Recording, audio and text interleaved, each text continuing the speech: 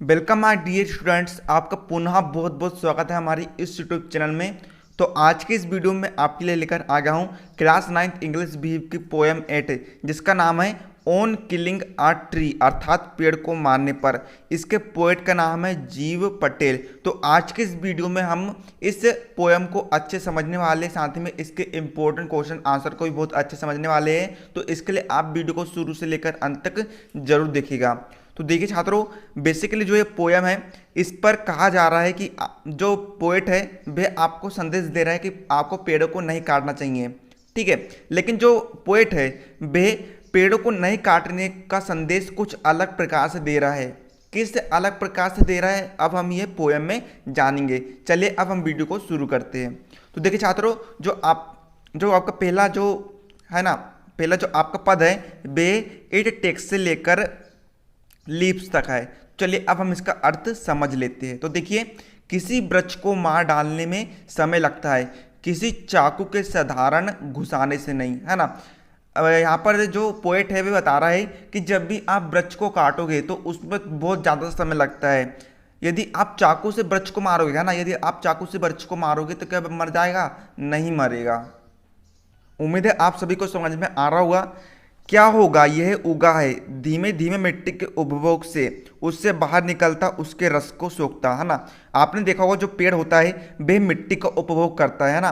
मिट्टी के अंदर उसकी जड़ें होती है तो वह उसका उपभोग करता है ना। जब उससे कुछ प्राप्त कर रहा है मतलब वह उसका उपभोग कर रहा है, और उसके जड़ के बाहर से जो पेड़ है वह बाहर निकलता है और मिट्टी के रस को वह सोखता है, और उसकी चमकते पड़ी छाल से पत्तियां निकलती हुई, है ना। आपने देखा होगा पेड़ की छाल से जो है क्या निकलती है? पत्तियां निकलती है। यहाँ पर इस पहले पद में ये कह रहा है पोएट। सेकंड पद आपका सो हिक से लेकर फॉर्मर साइज तक है। इसका अर्थ क्या है? इसलिए काटो छाटो किंतु इससे काम नहीं चलेगा, है ना। पोर्ट कह रहा है कि तुम कितना भी काटो छाटो लेकिन इससे कुछ नहीं होने वाला है। इतना ज़्यादा कष्ट कुछ भी नहीं करेगा, है ना। इससे कुछ भी नहीं होने वाला है। घायल छाल फिर स्वस्थ हो जाएगी और धरती के पास से लहराती हरी टहनियाँ उग आएगी, है ना। जैसे कि आप देखते हैं जो पेड़ होता है उसको हम कहाँ से काटते हैं? हम उसको बीच से काटते हैं। तो बीच से काटने पर पोएट कह रहा है कि बीच से काटने पर उससे खून बहने लग जाएगा, और खून बहेगा तो उसके बाद जो पेड़ है वह पुनः स्वस्थ हो जाएगा, है ना। जैसे कि देखिए ये उंगली में मैंने कट मार लिया, कट मारने पर यहाँ से खून निकला, लेकिन कुछ दिनों बाद जो उंगली है वह अपने आप को खुद ही हील कर लेगी, अपने आप पुनः स्वस्थ हो जाएगी। इसी प्रकार से जो पेड़ है वह भी पुनः स्वस्थ हो जाता है, और फिर धरती के पास से उससे जो टहनियाँ फिर से उग जाएगी। छोटी शाखाएं जिन्हें फिर रोका नहीं गया तो वे पुनः बढ़ आएगी अपने पूर्व के आकार की, है ना। वहाँ से टहनियाँ फिर से उग जाएगी, फिर से शाखाएं उग जाएगी, जो पेड़ है वे फिर से पुनः स्वस्थ हो जाएगा। यदि फिर हम उन्हें रोकेंगे नहीं तो वे पुनः बढ़ जाएंगे, और जो उसका जो पहले का आकार था उसके आकार के बराबर के हो जाएंगे। उम्मीद है आप सभी को समझ में आ रहा होगा। जो पोएट है ना वह यहाँ पर हमको इमोशनली कर रहा है ना।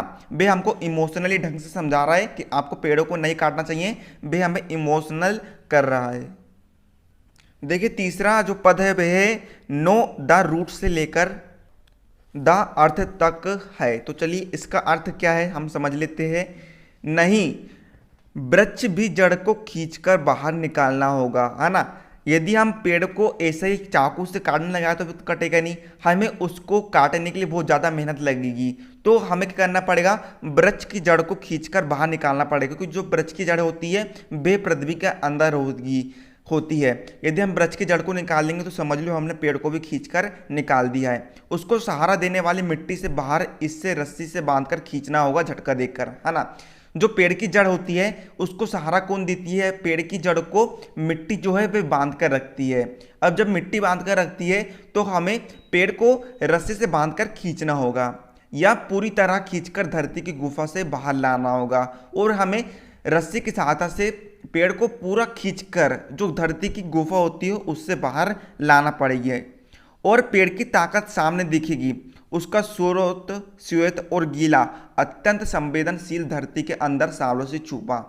जब हम पेड़ को खींचने की कोशिश करेंगे तो जो पेड़ की जड़ है वे तो मिट्टी को कसकर पकड़े रहती है, तो उसके कारण हमें उसकी जो पेड़ है, पेड़ की ताकत हमें दिखने लग जाएगी कि पेड़ में कितनी स्ट्रेंथ होती है। अब आखिरी पद है देन द मैटर से लेकर इट इज डन तक है। तो देख लीजिए इसका अर्थ है फिर वृक्ष के सूर्य की रोशनी और हवा में झुलसने और मरने के बाद भूरा होने, सख्त होने, मुड़ने, सूखने की बात और फिर यह मर जाता है। जब हम पेड़ को खींचकर निकाल देंगे तो पेड़ वहीं पर पड़े रहेगा, वह सूर्य की रोशनी में तपता रहेगा और हवा में झुलसता रहेगा और मरने के बाद वह भूरा हो जाएगा, सख्त हो जाएगा, उसकी टहनियाँ एकदम झुकने लग जाएगी, उसकी शाखाएं भी झुकने लग जाएगी, एकदम पेड़ जो है वह मुरझा जाएगा और फिर वह आखिरी में पूरी तरह से मर जाएगा। तो इस प्रकार से जो पोएट है उसने हमें इमोशनल कर दिया है, वे हमें संदेश दे रहा है कि आपको पेड़ों को नहीं काटना चाहिए, पेड़ों को काटने पर पेड़ों को कितनी तकलीफ होती है। यहाँ पर आपको पोइट ये नहीं कह रहा है कि आप पेड़ को काटिए, बल्कि ये बता रहा है कि आपको पेड़ को नहीं काटना चाहिए, हमें इमोशनल कर रहा है। चलिए अब हम इसके इम्पोर्टेंट क्वेश्चन आंसर को अच्छे से समझ लेते हैं। उम्मीद है आपको पूरा समझ में आ रहा होगा। तो देखिए छात्रों, हमारा पहला इम्पोर्टेंट क्वेश्चन है can a simple jab of the knife can kill a tree why not, अर्थात क्या एक चाकू के साधारण से बार से पेड़ को मारा जा सकता है, वाई नॉट यानी क्यों नहीं।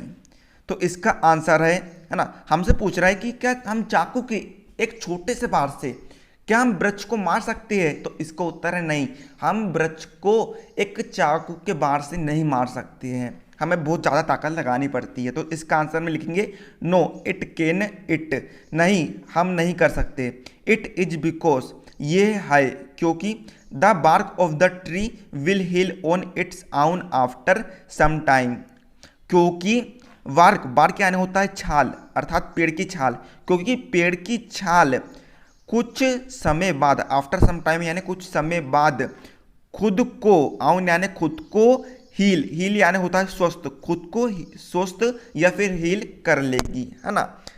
चाकू के बार से जो पेड़ है वे कुछ समय बाद खुद को हील कर लेगा।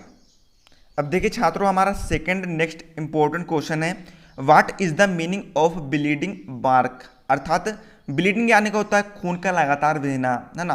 जैसे कि आपने सुना होगा इसको ब्लीडिंग हो रही, किसी को कहीं चोट लग जाती तो हम कहते हैं उसको ब्लीडिंग हो रही है, अर्थात जो खून है वह लगातार बहते रहता है। बार्क यानी छाल होता है, अर्थात खून बहाती छाल का क्या अर्थ है, क्या मीनिंग है। वाट मेक्स इट ब्लीड, है ना, उसका खून कैसे बहता है। तो इसका आंसर हम लिखेंगे bleeding bark means the bark giving out juice ETC after it is cut, अर्थात खून बहाती छाल का अर्थ है कि उसके कटने के बाद उससे रस का बहना, है ना। जब पेड़ कट जाता है तो उसकी छाल से क्या खून निकलने लग जाता है। आ नाइफ और x cut make it blade, है ना। नाइफ यानी क्या होता है चाकू होता है और एक्सेस यानी होता है कुल्हाड़ी, है ना, अर्थात चाकू या कुल्हाड़ी से लगी चोट उसका खून बहाती है। उम्मीद है आप सभी को समझ में आ रहा होगा। चलिए अब हम नेक्स्ट इंपॉर्टेंट क्वेश्चन देखते हैं। तो देखिए छात्रों, लास्ट सेकंड क्वेश्चन है What does he mean by the strength of the tree exposed? Strength क्या ये होता है दोस्तों, स्ट्रेंथ यानी होता है ताकत, और एक्सपोज यानी होता है निकालना या फिर खुल जाना या फिर उजागर होना, है ना। हम कहते हैं ना इसके सारे राज एक्सपोज हो गए, है ना, एक्सपोज यानी उजागर, है ना। तो इसका अर्थ क्या है, वृक्ष की ताकत खुल जाती है से क्या मतलब है। तो इसका आंसर में लिखेंगे the strength of the tree are its roots, roots यानी होता है जड़ें, अर्थात वृक्ष की जड़ें उसकी ताकत होती है, उसकी स्ट्रेंथ होती है। When the tree is pulled out the roots are exposed, है ना। जब वेन यानी होता है जब वृक्ष को बाहर निकाल दिया जाता है तब उसकी जड़ें जो है वह एक्सपोज हो जाती है, अर्थात उसकी स्ट्रेंथ जो है वह भी एक्सपोज हो जाती है।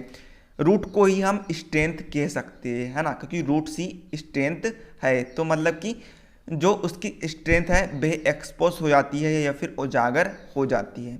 आखिरी हमारा क्वेश्चन है, what finally kills the tree. Finally यानी होता है अंततः या फिर आखिरी में। आखिरी में वृक्ष की हत्या कौन करता है? तो इसका उत्तर है pulling out the tree in one jerk with ropes etc and searching it finally kills the tree, है ना। एक, है ना, रस्सों, रोप्स यानी क्या होता है रस्सी, रस्सी की सहायता से वृक्ष को बाहर निकालने से जो वृक्ष है अंततः मर जाता है। तो उम्मीद है आप सभी को इसके क्वेश्चन आंसर समझ में आ गए होंगे। साथ ही में मैंने आपको पूरा इसका पोएम भी अच्छे से समझा दिया हूँ। यदि आपको कुछ भी समझ में नहीं आया हो, यदि आपको कुछ भी कहीं पोएम समझा, तो मुझे कमेंट करके बता देना, मैं आपको कमेंट में सॉल्यूशन बता दूंगा। तो उम्मीद है आपको वीडियो पसंद आएगा, वीडियो को लाइक कर देना। मिलते हैं अगले वीडियो, तब तक के लिए जय हिंद जय भारत।